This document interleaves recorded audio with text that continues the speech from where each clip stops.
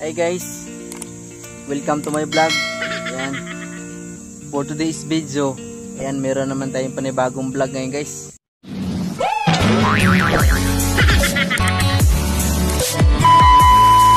So ayan guys, meron tayong kasama dito ngayon, si Alden. Ayan, si hi to my vlog.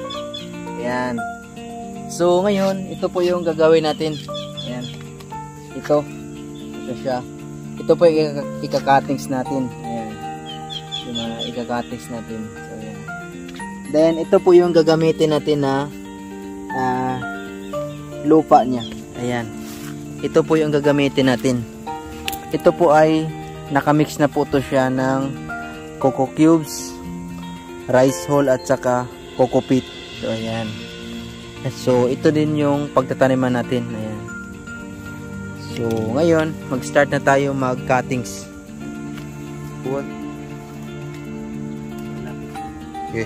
So ito yung ika-cuttings natin guys. Ayan. So ayan, may lumabas na po siya mga ugat. So dapat pag nag-cuttings tayo ay palabasin mo natin yung mga ugat nila. So ito pwede na to siyang i-cuttings dahil marami na po ugat.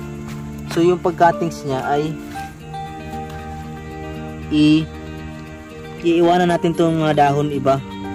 So pwede tayo magka-cuttings dito. At least may ugat na siya. Hindi na po tayo mangamba na mamamatay. Ayan. Ayan. So ayan, may kasama na siyang ugat din. Ayan. Ayan, may kasama siyang ugat. So hindi na talaga yung mamamatay. Hindi po yan masilan basta may ugat na siya. Tanggal isang dahon. So ito na yung itatanim natin. So ito namang pinagkatingan natin ay lalagyan lang natin to ng fertilizer. Ayan, para magkakaroon din yan ng mga anak-anak dito. So yung next natin, ganun din. Ayan, meron na din siyang mga ugat. Ayan. So pwede natin i-cuttings yan. Ayan. So i-cuttings naman natin to siya. Ito banda. Ayan. So dapat palaging may kasamang ugat pag nag-cuttings para hindi po sila mag-adjust. Hindi na po sila mag-adjust dahil may ugat na. Ayan, ganun din. Pinagkatingan natin. I-fertilizer lang natin yan. Ayan. Go. So ayan guys. So ito pa yung pagtataniman natin. So kailangan yung pag nagtanim tayo ay meron po siyang mga butas. Ayan, para mabilis po mag-drain yung tubig. Hindi po siya malalata. So ayan. So ito po yung i-cuttings ko yung nakaraan guys. Ayan. So titingnan natin kung namamatay ba. Ayan.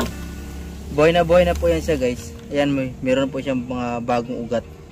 So ayan, ganun lang po yung pag-cuttings natin. Ayan. So hindi talaga siya namamatay. Ito po ay potbelly. Ayan. So hindi po siya ganun kasilan. Simple lang talaga to.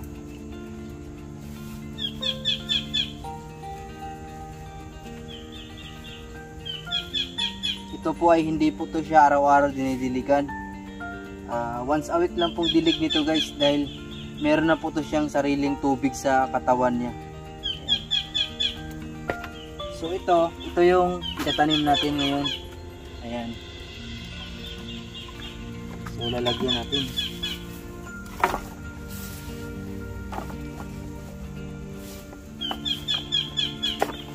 Ayan, punain lang natin tapos yung ugat niya ay ipaikot lang natin sa katawan niya.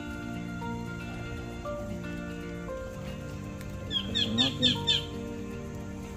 bago natin siya ilagay. Ilagyan natin.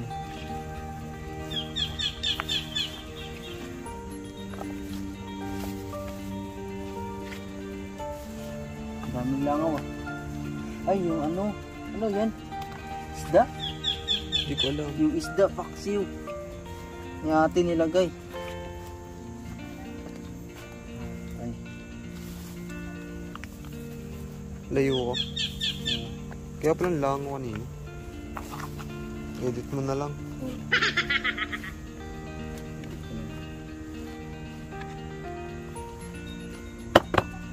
So ayan na guys, ito yung natanim natin ngayon. Ito yung nakatix natin. Ayan.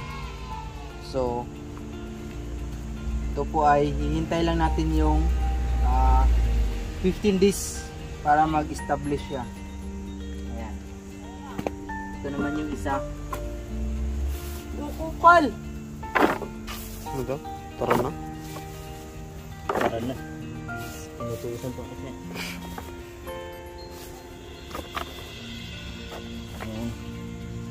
Ganon din yung isa. Iikot lang din natin. Ayan.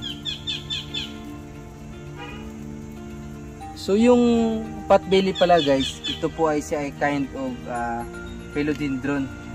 Ayan siya.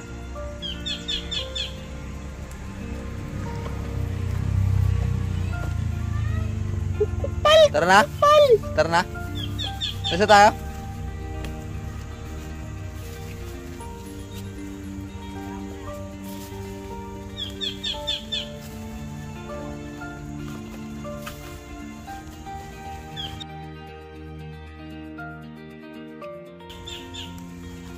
Gago, million views to.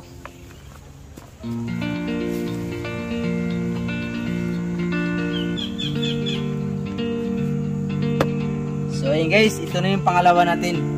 Ayan, kung gaano siya kaganda. Ayan. So ngayon ay idiligan natin siya ng fertilizer. Di nga!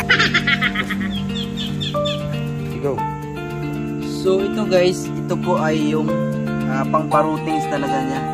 Ito po ay fertilizer. So ayan, napasa sa ulan. Hindi na natin makita. Ang pangalan nito po guys ay Anaa. So ayan, so magkukuha lang tayo ng isang tabo na tubig. Lalagyan natin siya. Ayan. Hanggang sa mag-green, tapos haluin na natin. Ayan. Tapos bago natin siya idilig sa ating bagong cuttings.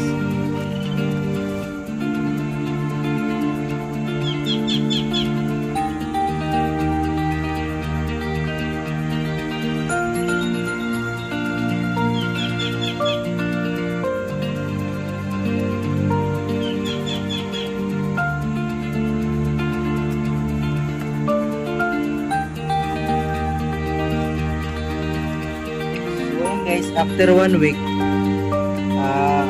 saka pa natin sila diligan.